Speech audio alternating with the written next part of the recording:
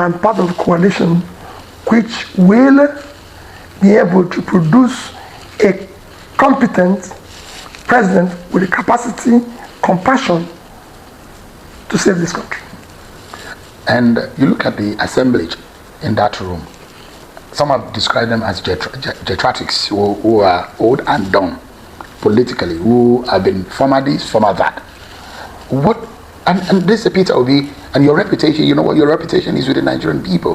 There are those who think that Peter Obi stands for a ray of hope, a beacon of hope for a lot of young Nigerians. And your association with some of those who have been described as spent, former this, former that. You don't think that there is a problem, that a contradiction? Shego, when a leader comes into a scene, you lead everybody. Your job is to change. You change the old, you change the young. You don't just say, oh, my job as a leader is to change those who are not even, and if you look at it, it's about everywhere in the world. Those who brought out change everybody.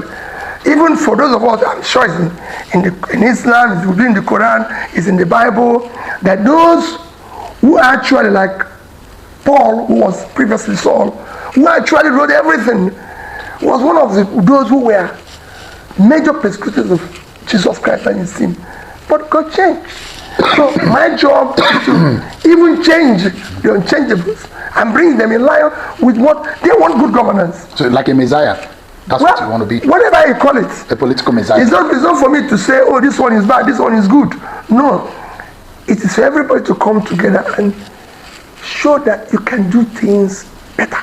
Is it not contradictory, though? There are those who say some of them had planned to sustain military rule in Nigeria. Some of them had run severally in the government that Nigerians thought that had failed.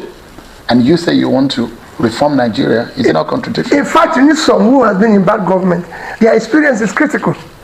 I can tell you one of the major companies in the world hired 2 people who have worked in several failed companies because they can tell you what happened, why they failed. You need the experience of those who have failed and those who have succeeded to move on. And I need everybody. You need everybody.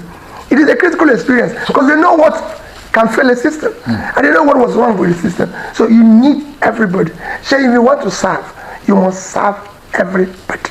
In all of this, the ultimate goal and agenda is to ensure that 2027, this government and this party, APC, led by President Tinubu, is swept out of prominence.